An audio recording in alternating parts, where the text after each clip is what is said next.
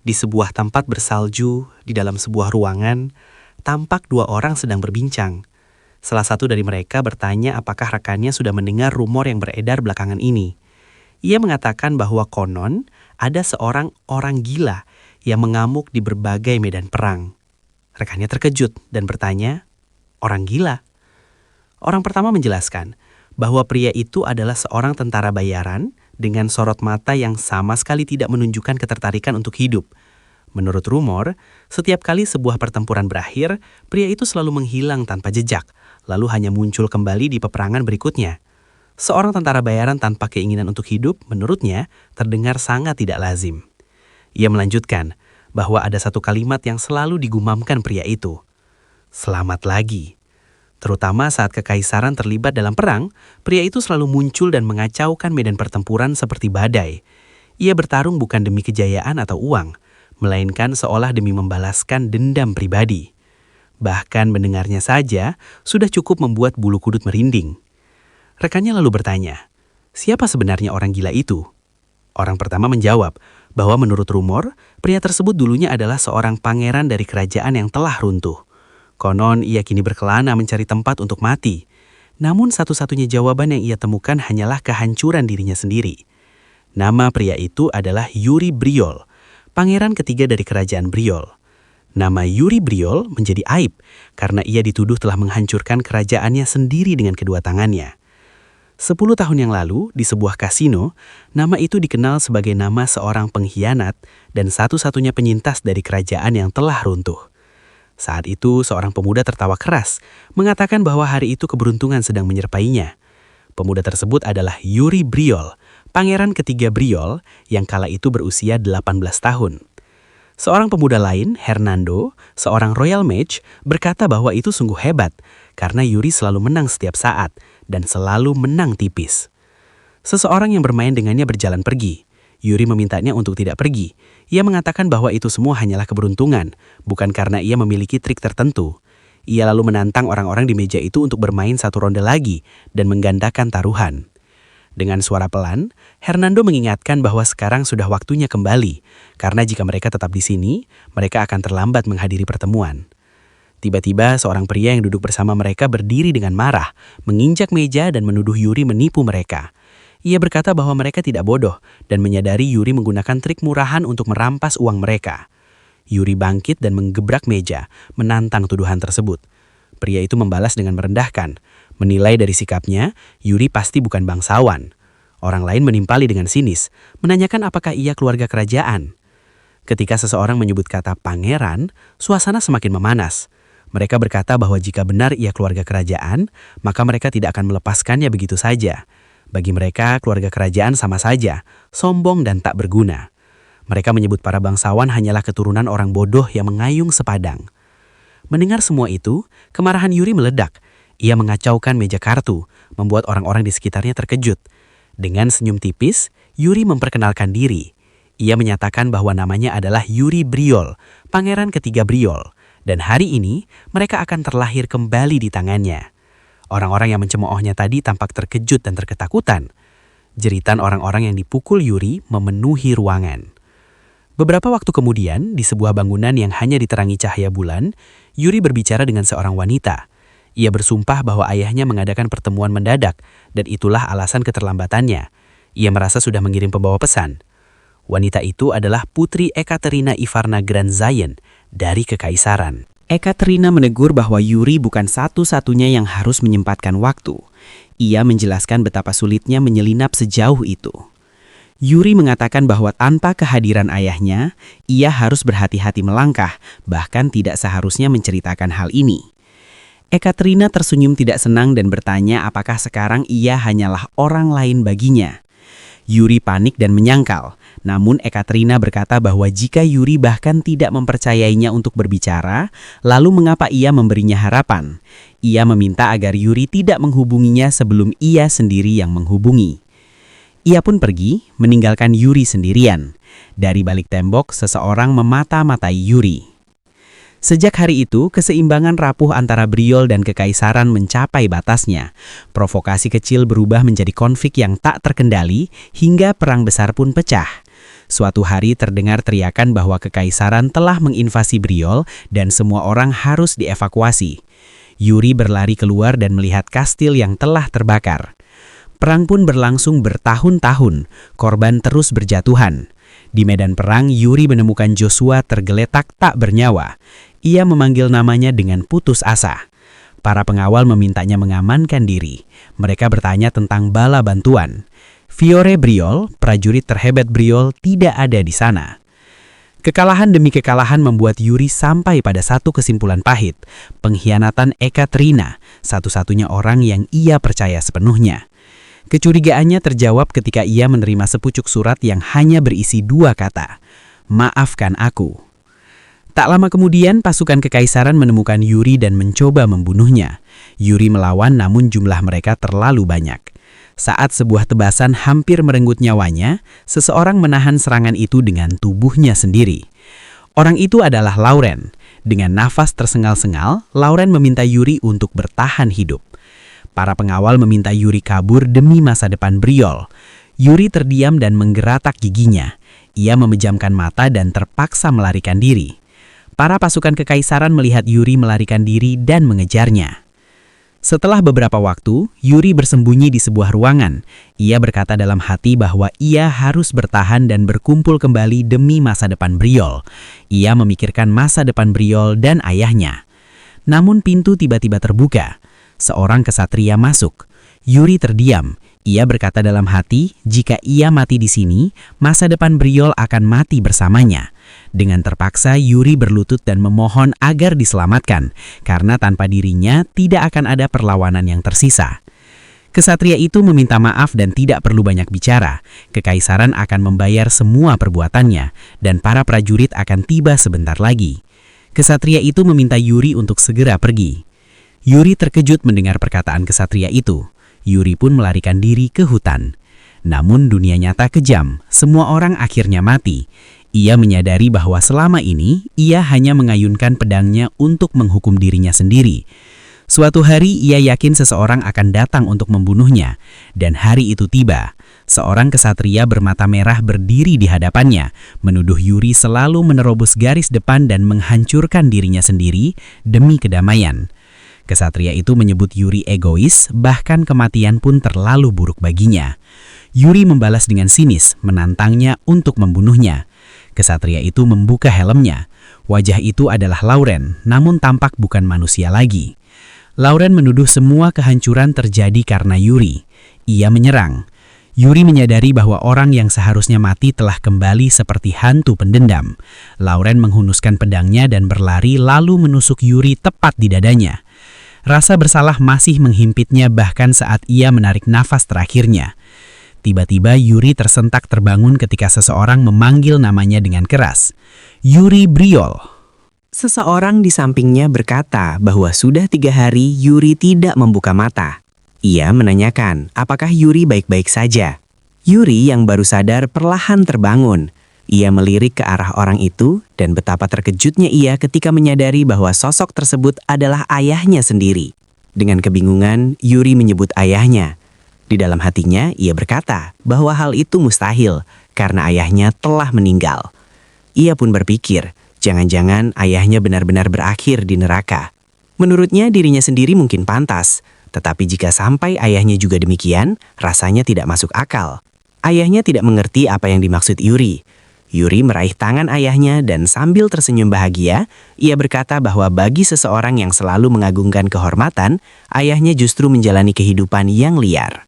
Mendengar itu, ayahnya memukul kepala Yuri sambil berkata dengan suara keras, menanyakan apa yang sebenarnya ia ocehkan.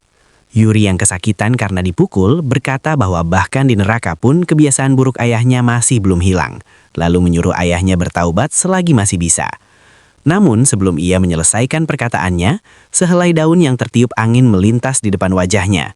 Yuri terkejut dan menoleh keluar ruangan. Ia melihat suasana yang tenang dan damai. Para pelayan melakukan pekerjaan mereka seperti biasa.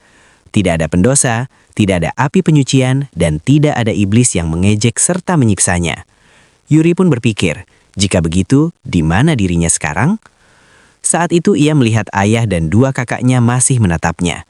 tiba-tiba pandangannya mulai kabur dan akhirnya ia pingsan. Yuri Briol, pangeran ketiga keluarga Briol, berusia 13 tahun. Beberapa waktu kemudian, Yuri berpikir bahwa ia semula mengira semua itu hanyalah mimpi, atau mungkin rangkaian hidupnya yang diputar ulang sebelum kematian. Namun sekeras apapun ia berusaha, ia tak pernah bisa bangun dan dunia tidak berakhir. Lebih dari itu, berbagai kejadian yang pernah ia lupakan kembali terjadi persis seperti yang pernah ia alami dahulu.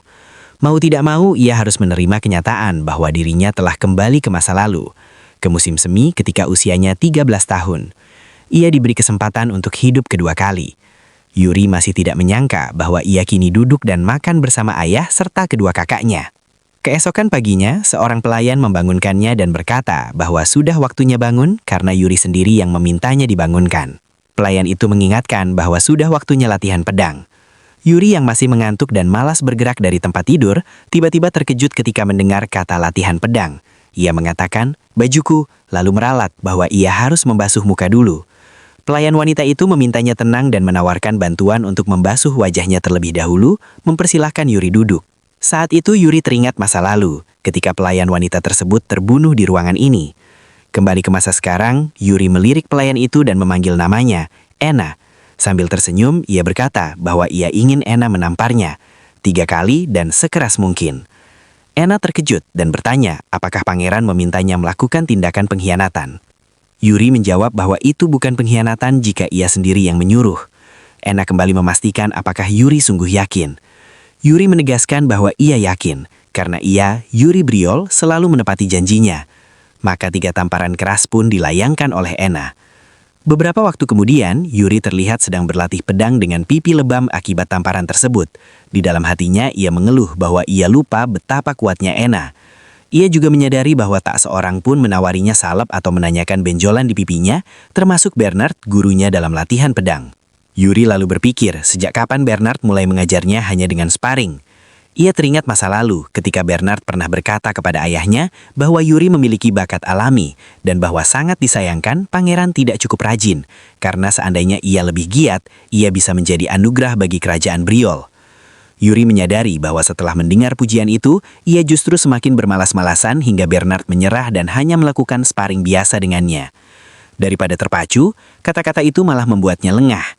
Karena itu, Yuri kini berkata kepada Bernard bahwa mulai hari ini, ia ingin diajari dengan sungguh-sungguh. Bernard tersenyum tipis dan berkata bahwa ia tidak tahu apa yang merasuki sang pangeran, tetapi mulai sekarang, Yuri tersenyum mendengarnya. Bernard pun mengeluarkan auranya dan melapisi pedangnya dengan aura sambil berkata bahwa mereka akan memulai latihan yang sebenarnya. Bernard melesat maju dan pedang kayu mereka beradu. Yuri yang terkejut meminta Bernard menunggu. Bernard mundur untuk menjaga jarak. Dalam hati, ia teringat bahwa sebelum menjadi pelatih istana, Bernard dijuluki Sword Demon. Yuri tampak pasrah melihat aura yang dikeluarkan Bernard. Beberapa waktu kemudian, Yuri terlihat terbaring di lapangan latihan. Dalam hatinya, ia menyadari bahwa beginilah rasanya dilatih oleh Bernard. Ia berpikir bahwa seandainya ia tidak memiliki pengalaman sebagai tentara mercener di kehidupan sebelumnya, ia pasti sudah babak belur parah.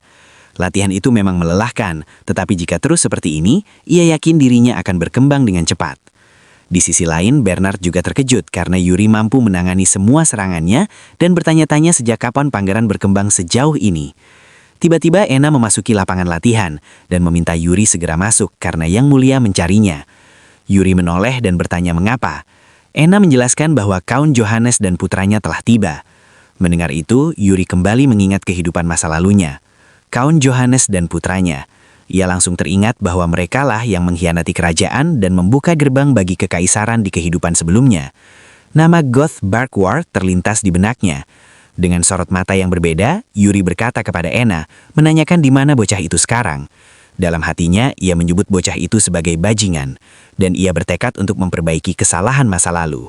Setelah beberapa waktu berlalu, sang raja, yang juga merupakan ayah Yuri, makan bersama Yuri dan kakak-kakaknya. Mereka ditemani oleh Count Johannes serta putranya, Goth Barkwar. Suasana makan berlangsung tenang hingga Count Johannes membuka pembicaraan. Ia mengatakan bahwa pangeran ketiga telah berubah begitu banyak, sampai-sampai sulit dikenali. Bukan hanya sikapnya, tetapi fisiknya pun berkembang dengan sangat baik. Sang raja menanggapi dengan nada bercanda, mengatakan bahwa kedengarannya seperti putranya salah memakan sesuatu yang aneh. Count Johannes tertawa kecil dan menjawab bahwa jika memang ada makanan seperti itu, ia ingin juga membaginya kepada putranya. Sang raja kembali berbicara, mengatakan bahwa bukankah putra Count Johannes sudah cukup pintar? Namun Count Johannes menggeleng pelan dan berkata bahwa Goth masih memiliki banyak kekurangan. Saat itu Goth melirik salah satu kakak Yuri. Ia tampak kagum melihat kakak Yuri yang mengenakan kacamata, makan dengan gerakan yang anggun dan berwibawa. Namun, kekaguman itu seketika berubah menjadi keterkejutan ketika ia menyadari tatapan tajam Yuri yang tertuju langsung padanya. Goth segera menunduk dan memalingkan wajahnya. Salah satu kakak Yuri menyadari hal itu dan berkapa memanggil nama Yuri, lalu bertanya apakah ada sesuatu yang terjadi antara dirinya dan Goth. Yuri, yang masih menatap Goth dengan tajam, menjawab bahwa memang ada sesuatu. Ia mengatakan bahwa bajingan itu pernah menusuknya dari belakang. Kakaknya menanggapi dengan nada menggoda, bertanya apakah Yuri akan membiarkannya begitu saja. Ia menyebut Yuri sebagai Yuri Briol yang hebat. Di dalam hatinya, Yuri berpikir, dari luar Goth berpura-pura bermartabat, memalingkan pandangan seolah tak terjadi apa-apa. Namun kebiasaannya ternyata masih sama seperti sebelumnya. Goth yang belum berani menatap balik, memejamkan mata sejenak, lalu berusaha mengumpulkan keberanian untuk menatap Yuri kembali. Pada saat yang sama, Yuri justru memejamkan matanya dan berkata dengan nada santai bahwa itu tidak mungkin. Dalam hatinya, Yuri berkata bahwa ia perlu menurunkan kemarahan Goth sedikit. Semua ini demi Goth sendiri, karena kehidupan kali ini tidak boleh berjalan seperti sebelumnya. Ia mengingat bahwa pada waktu seperti ini di kehidupan sebelumnya, ia juga sempat bertarung dengan Goth, walaupun saat itu jelas ia menghajar Goth secara sepihak. Namun sebuah pikiran melintas di benaknya, jangan-jangan Goth menjual negaranya karena dendam dari pertarungan itu. Setelah makan bersama selesai, Yuri, salah satu kakaknya, dan Goth berada di halaman istana. Yuri membuka percakapan dengan mengatakan bahwa ia mendengar Goth cukup hebat menggunakan pedang. Goth menerima pedang kayu yang diberikan Yuri dan menjawab bahwa ia hanya tahu sedikit. Namun sebelum ia menyelesaikan perkataannya, Yuri tiba-tiba memotong ucapannya dengan teriakan, memanggilnya berandal. Yuri berkata bahwa kerajaan ini tidak membutuhkan kesatria yang berpikiran sempit. Goth terkejut dan bertanya apa maksudnya dengan pikiran sempit. Ia juga menambahkan bahwa dirinya bahkan belum resmi menjadi seorang knight. Yuri mengacungkan pedang kayunya dan berbicara dengan suara lantang. Ia mengatakan bahwa bukankah Goth sudah ditakdirkan menjadi knight yang akan melindungi kerajaan di masa depan? Goth mengakui hal itu, tetapi sebelum ia bisa menjelaskan lebih jauh, Yuri bergerak maju dan menantangnya untuk berduel. Goth nyaris tak sempat bereaksi dan menahan serangan itu dengan susah payah. Ia mundur sambil berkata bahwa serangan tiba-tiba itu pengecut. Saat Goth hendak melancarkan serangan kedua, Yuri menggunakan ujung pedang kayunya untuk melempar sedikit tanah ke arah mata Goth. Goth refleks menutup mata dan berusaha membersihkannya sambil berkata agar mereka bertarung dengan menjunjung sikap kesatria. Namun Yuri justru menjatuhkan pedang kayunya ke tanah. Goth terkejut dan berteriak, bertanya mengapa Yuri menjatuhkan senjatanya. Dalam sekejap, Yuri melesat maju dan menendang Goth dengan keras. Goth tak sempat menahan serangan itu dan terjatuh ke belakang. Yuri lalu mengambil kembali pedang kayunya dan mengacungkannya ke arah Goth, menyebut nama lengkapnya, Goth Barkvar. Dalam hati Yuri teringat kehidupan sebelumnya. Goth pernah menjual reputasi ayahnya, mengorbankan kehormatan itu demi informasi. Yuri kemudian berkata bahwa ayah Goth adalah seorang count yang hebat dan knight yang terhormat. Ia mengarik pedang kayunya sedikit dan bertanya, menurut Goth, mengapa gelar dan posisi itu ada? Ia melanjutkan dengan bertanya, untuk apa semua itu sebenarnya? Dalam hatinya, Yuri tahu bahwa Goth sebenarnya tidak ingin hidup seperti itu. Namun kali ini, di kehidupan ini, semuanya harus berbeda. Yuri lalu menjulurkan tangannya, menawarkan bantuan agar Goth berdiri. Ia bertanya apakah pertanyaannya terlalu sulit. Goth mengakui bahwa ia tidak terlalu mengerti maksud Yuri. Dalam hati, Yuri bertekad bahwa ia akan memastikan tidak ada satupun knight yang memiliki pikiran lemah seperti itu, termasuk dirinya sendiri. Ia mengajukan pertanyaan lagi. Ia bertanya mengapa ayah Goth menjadi seorang count dan siapa yang memberikan kekuasaan itu. Yuri lalu mengatakan bahwa mulai sekarang, apapun situasi yang muncul, Goth harus mencoba melihat esensinya. Ia harus benar-benar memikirkan makna dari kata-kata tersebut. God terdiam cukup lama sebelum akhirnya meraih tangan Yuri dan mengangguk, mengatakan iya. Tak lama kemudian, God pergi meninggalkan Yuri dan kakaknya. Dari belakang, kakak Yuri mengangguk dan berkata bahwa itu tadi cukup lumayan. Ia bertanya apakah Yuri memang pintar bertarung. Yuri melirik ke arah kakaknya dan bertanya balik, apakah kakaknya benar-benar mengira ia akan kalah? Kakaknya tertawa dan menjawab iya.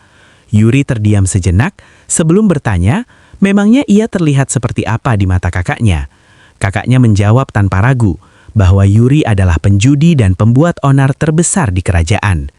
Yuri dengan tenang mengatakan bahwa ia tidak akan seperti itu lagi. Kakaknya terkejut dan bertanya apakah Yuri sudah gila. Namun yang terlihat justru Yuri tersenyum hangat.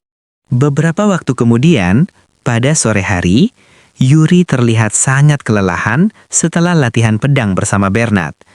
Ia mengeluh bahwa akhirnya latihan itu berakhir, lalu menjatuhkan tubuhnya ke lantai karena lelah.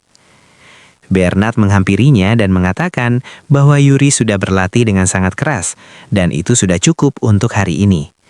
Ia menambahkan bahwa sekarang waktunya Yuri mempelajari metode mana. Yuri duduk di lantai dan terkejut, bertanya apakah sekarang.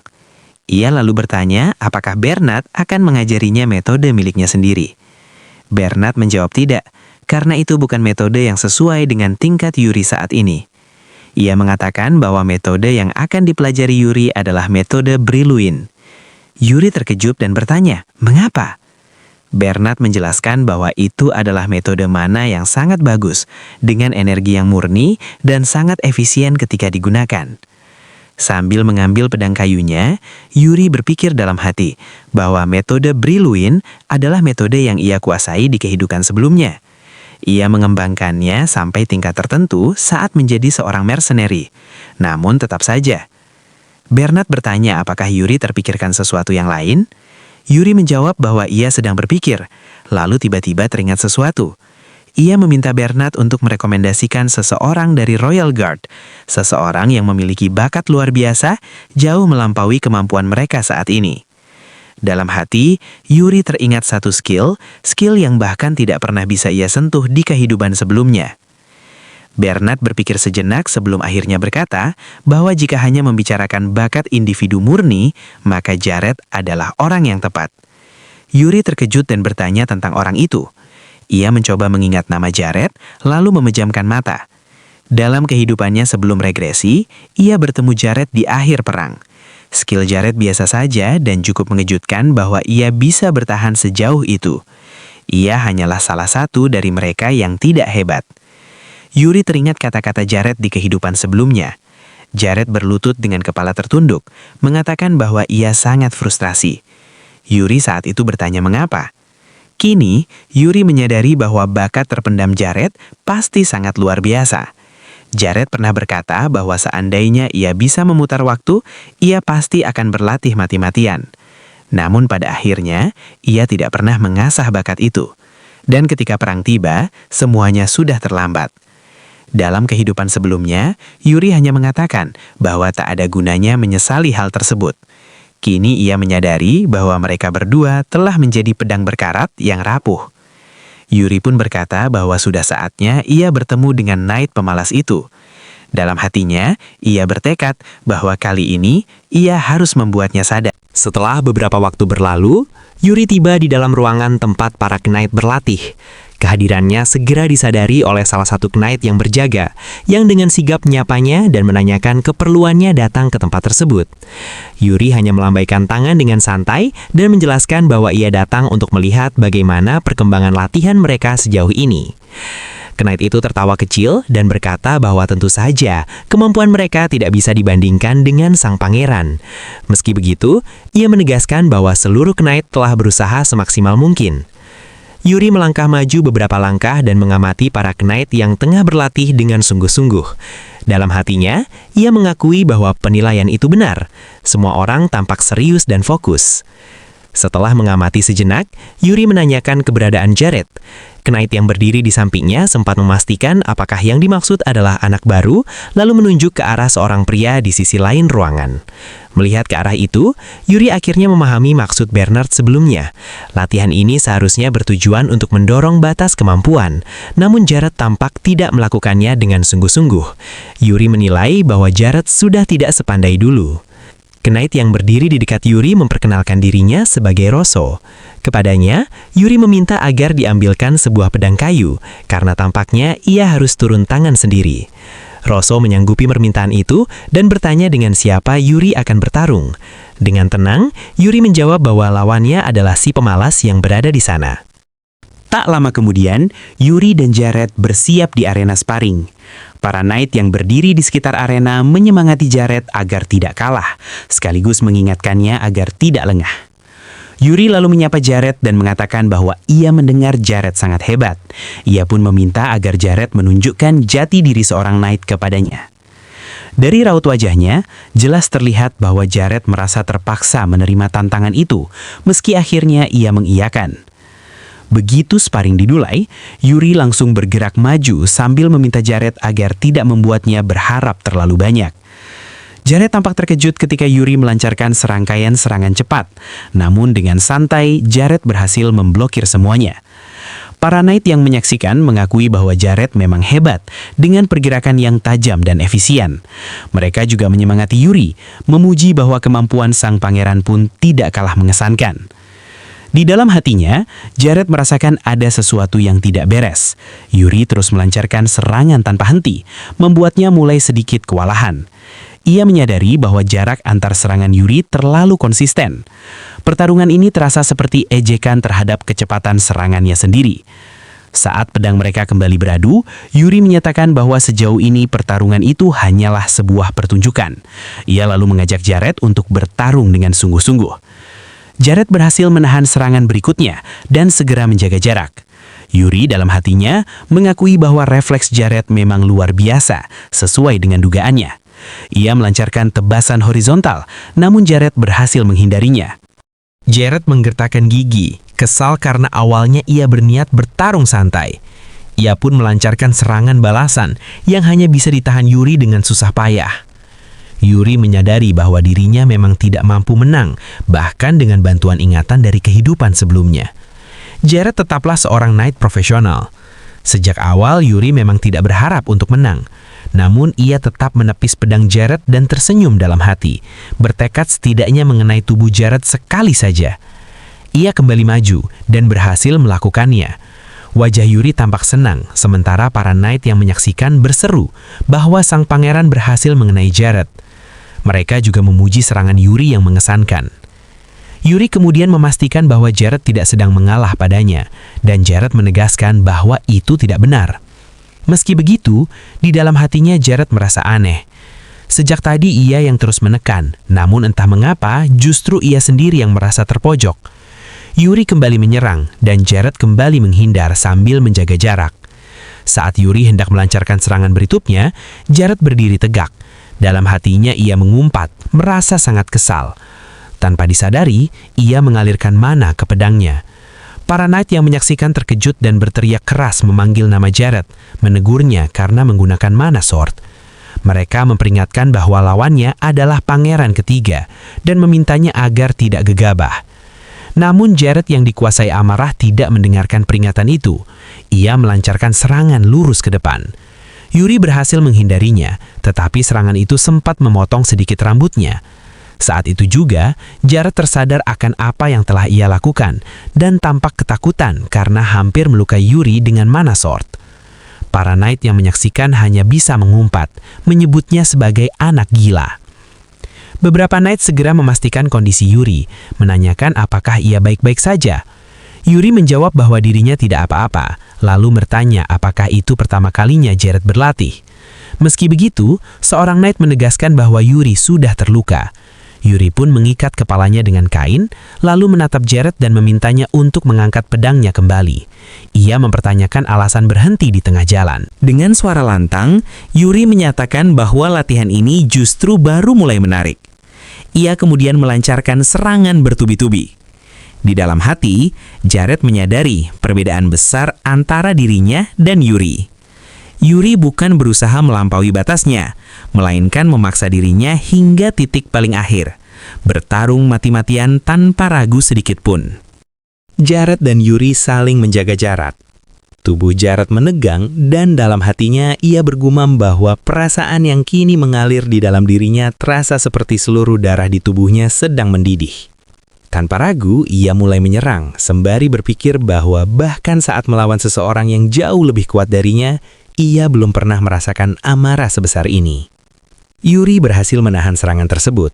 Melihat hal itu, Jared kembali berbicara dalam hati, pangeran muda ini telah membangkitkan sesuatu yang selama ini tertidur di dalam dirinya. Yuri menepis serangan Jared dan segera melancarkan serangan balik berupa tebasan horizontal. Namun dengan selisih yang sangat tipis, Jared berhasil menghindarinya. Jared mengumpat pelan menyebutkan kata sialan di dalam hatinya, lalu kembali mengalirkan mana ke dalam pedangnya sebelum menyerang sekali lagi. Serangan itu kembali ditahan oleh Yuri. Namun kali ini terdengar suara retakan. Pedang kayu yang digunakan Yuri patah menjadi dua. Melihat hal tersebut, Yuri menghela napas, lalu tersenyum kecil sambil berkata bahwa semuanya telah berakhir. Wajah dan pakaiannya tampak kotor akibat pertarungan barusan. Yuri kemudian menjulurkan tangannya ke arah Jared dan mengucapkan terima kasih, mengatakan bahwa ia telah mempelajari sesuatu dari Jared. Jared menerima uluran tangan itu dan menjabatnya dengan gugup, lalu menjawab bahwa justru dialah yang seharusnya berterima kasih, karena Yuri telah berusaha dengan sangat keras. Dalam hatinya, Jared merenungkan pertarungan yang baru saja mereka lalui. Pertarungan itu dipenuhi oleh intensitas dan fokus yang belum pernah ia rasakan sebelumnya. Ia pun bertanya-tanya, bagaimana mungkin seseorang yang masih semuda itu bisa? Pikirannya terhenti ketika Yuri menatapnya dengan ekspresi heran. Jared refleks bertanya ada apa. Yuri pun menegurnya, menanyakan mengapa Jared hanya diam sambil terus memegang tangannya. Padahal kepala sang pangeran sedang terluka, namun Jared tidak melakukan apapun. Mendengar itu, Jared segera melepaskan tangan Yuri dan meminta maaf dengan terbata-bata. Ia lalu berbalik dan berlari untuk mengambil sesuatu. Sementara itu, Yuri berbaring di lapangan latihan sambil menghela napas panjang.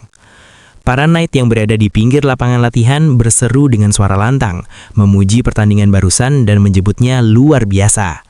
Di belakang mereka, tampak seseorang berdiri. Salah satu knight menyadari kehadiran pria tersebut dan bertanya sejak kapan ia berada di sana.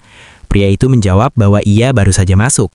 Ia melangkah maju dan memandang Yuri yang masih terbaring di lapangan latihan. Pria tersebut adalah Sanet, kapten dari penjaga kerajaan Briol. Beberapa hari kemudian, terlihat Jared yang sedang berjalan menuju suatu tempat di dalam istana. Tiba-tiba, sebuah suara menyapanya dan bertanya apakah ia sedang tidak bertugas saat ini?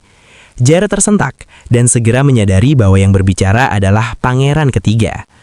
Yuri mengangguk dan menyuruh Jared ikut dengannya, karena ada tempat yang harus mereka datangi hari ini. Jared menyatakan bahwa ia masih harus pergi latihan.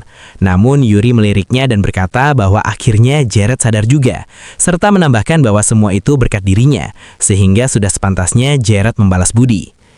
Jared terdiam sejenak sebelum akhirnya mengangguk dan menjawab singkat bahwa ia mengerti. Dalam hati, Yuri memperhatikan postur tubuh Jared yang masih sedikit meringkuk, belum sepenuhnya tegak tetapi sudah cukup baik untuk saat ini. Jared kemudian bertanya kemana sebenarnya mereka akan pergi. Yuri hanya menjawab agar Jared ikut saja. Jared kembali bertanya, bagaimana jika tempat itu berbahaya? Yuri meyakinkannya untuk tidak khawatir, karena ia membawa satu orang lagi. Dengan ragu, Jared bertanya, siapa orang itu?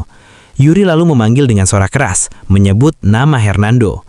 Orang yang dipanggil itu adalah Hernando, Royal Mage Briol. Hernando menoleh sambil menggaruk kepalanya dan menanyakan ada apa. Yuri mengatakan bahwa mereka harus pergi ke suatu tempat dan menyuruhnya ikut. Hernando menjawab bahwa ia bersedia menemani, tetapi masih memiliki urusan penting yang harus ia. Kalimatnya terhenti ketika ia berbalik hendak pergi.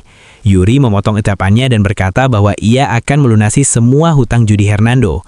Seketika itu juga Hernando terkejut dan terdiam. Ia berbalik dan bertanya, apakah Yuri serius? Yuri mengangguk dan menegaskan bahwa ia akan melunasi semua hutang yang pernah Hernando pinjam darinya. Ia pun bertanya balik, apakah ia pernah berbohong sebelumnya? Hernando memejamkan mata sambil menyilangkan tangan di dadanya, lalu menjawab bahwa di luar tempat perjudian tidak pernah. Yuri tersenyum dan meminta konfirmasi. Hernando lalu mengoreksi ucapannya, mengatakan bahwa maksudnya adalah ia tidak pernah melihat Yuri di luar tempat perjudian.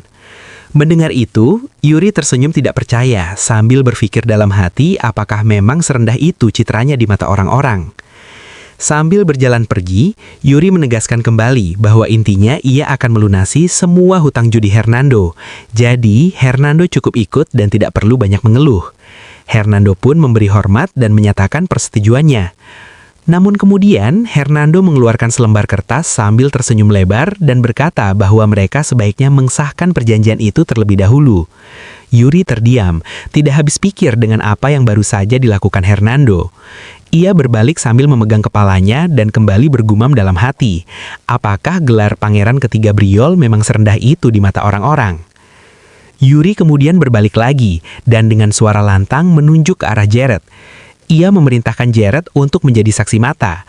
Jared terkejut dan bertanya dengan gugup apa maksudnya. Yuri menjelaskan bahwa Jared harus menjadi saksi bahwa ia, Yuri Briol, telah membuat janji tersebut. Jared pun mengangguk dan menyatakan persetujuannya. Hernando yang tersenyum semakin lebar berkata bahwa kalau begitu mereka sebaiknya segera berangkat. Ia juga bertanya kemana sebenarnya tujuan mereka, sampai Yuri membawa penjaga kerajaan dan Royal Mage secara bersamaan. Yuri menjawab singkat bahwa tujuan mereka adalah Sword Mountain. Hernando terkejut dan hanya mampu mengucapkan satu kata, mempertanyakan jawabannya. Yuri tersenyum dan berkata bahwa mulai hari ini dan seterusnya, mereka akan melakukan raid di Dungeon Founder.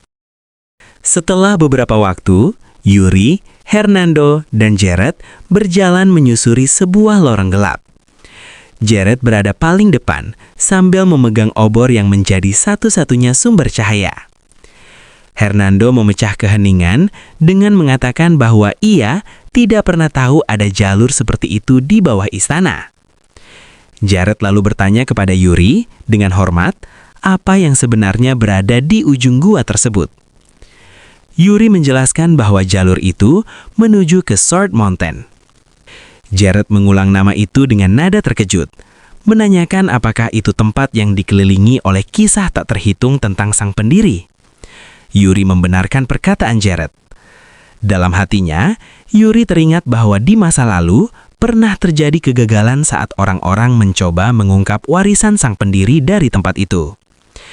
Ia mengingat bagaimana di kehidupannya yang lalu, setelah kekaisaran menguasai Briol, mereka menemukan dungeon di Sword Mountain. Jalur itu sebenarnya hanyalah rute pelarian yang dibangun demi bertahan hidup. Akibatnya, warisan Briol hilang bahkan sebelum sempat disentuh, jatuh ke tangan kekaisaran. Ia membandingkan masa lalunya yang hanya dipenuhi pelarian putus asa dengan kehidupannya yang sekarang, di mana ia memilih terus melangkah maju tanpa menoleh ke belakang. Dalam hati, ia menegaskan bahwa kali ini ia akan melihatnya dengan matanya sendiri, warisan leluhur yang ditinggalkan di Briol. Setelah berjalan cukup lama, Yuri membuka pintu di ujung lorong, dan mereka tiba di sebuah hutan. Hernando bertanya, apakah mulai dari sini mereka sudah memasuki wilayah Sword Mountain? Ia juga penasaran dari mana Yuri mendapatkan kunci pintu tersebut. Dalam hati, Yuri mengingat bahwa kunci itu tersembunyi di sudut ruang belajar, sama seperti di kehidupannya yang lalu. Ia merasa telah membayar harga mahal karena dulu tidak mengetahuinya, dan kenangan itu bukanlah hal yang menyenangkan. Dengan datar, ia hanya mengatakan bahwa Hernando tidak perlu tahu. Saat berjalan, Hernando menyingkirkan ranting yang menghalangi jalan, tetapi tangannya tergores. Ia terkejut melihat lukanya, dan Yuri segera memperingatkan agar berhati-hati, karena daun-daun di tempat itu cukup tajam. Ia menyuruh mereka agar tidak terluka dan terus mengikutinya. Hernando terdiam sejenak, lalu melirik Jared, sambil bercanda bertanya apakah sang pangeran akhir-akhir ini salah makan. Jared menanggapi dengan tawa ringan, seolah setuju. Dari depan, Yuri memanggil mereka dengan suara keras, menanyakan mengapa mereka berhenti. Hernando menjawab sambil tertawa bahwa kepribadian Yuri ternyata masih sama saja. Namun, langkah Yuri terhenti ketika ia melihat sesuatu di depan. Ia segera menyuruh keduanya berhenti dan memberitahu bahwa ada kawanan dirwolf di depan mereka, dan kemungkinan jumlahnya lebih banyak dari yang terlihat. Jared bertanya, bagaimana Yuri bisa mengetahuinya? Yuri menjawab singkat bahwa ia membacanya di buku. Mendengar itu, Hernando yang bersembunyi di balik pohon tampak terkejut dan bertanya-tanya dalam hati, buku? Pangeran? Seolah-olah tidak percaya bahwa pangeran membaca buku. Yuri berbalik, berniat memutar arah, dan mengatakan bahwa para dirwolf belum menyadari keberadaan mereka, sehingga mereka bisa melewatinya secara diam-diam. Namun tiba-tiba, Hernando meninjak ranting secara tidak sengaja. Dengan ekspresi tidak bersalah, ia tersenyum canggung sambil menggaruk kepala dan meminta maaf. Seketika itu juga, seekor dirwolf muncul tepat di belakangnya dan hendak menyerang.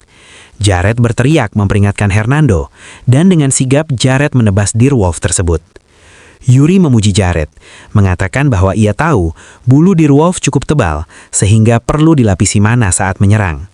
Namun ia juga mengingatkan bahwa tindakan Jared telah menarik perhatian pemimpin kawanan. Dirwolf pemimpin melolong keras, memanggil yang lain, dan beberapa ekor dirwolf langsung bersiap menyerang.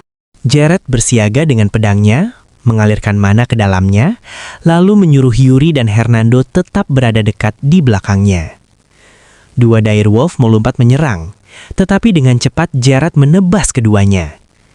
Dari belakang, Hernando mengamati dan mengatakan bahwa Jared bertarung dengan sangat baik, membuktikan kehebatan penjaga kerajaan Briol. Yuri setuju, menyebut bahwa kemampuan Jared memang bagus, tetapi masih ada banyak musuh. Hernando mulai kewalahan menghadapi jumlah direwolf yang terus berdatangan. Yuri menoleh padanya dan mengatakan bahwa sudah saatnya Hernando menunjukkan kemampuan yang selalu dibanggakan ayahnya.